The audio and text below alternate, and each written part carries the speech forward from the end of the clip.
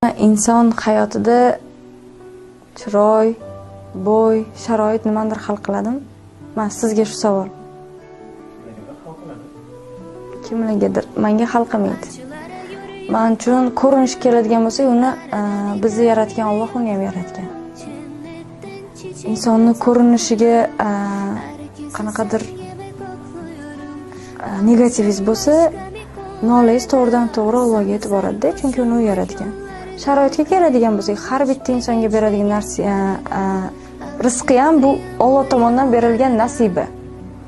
Sharoitga, ko'rinishga qarab taqdir, baxt hal qilinmaydi. Men baxtni bu bilan ko'rmayman. Hech qanaqa qaramayman. Hamma teng bu hayotda. Bu hayotda qanaqa sharoitga ega bo'lmay, masalan, bu boy, bu kambag'al, tuproqda ega borganingizda hech narsangizni olib keta olmaysiz.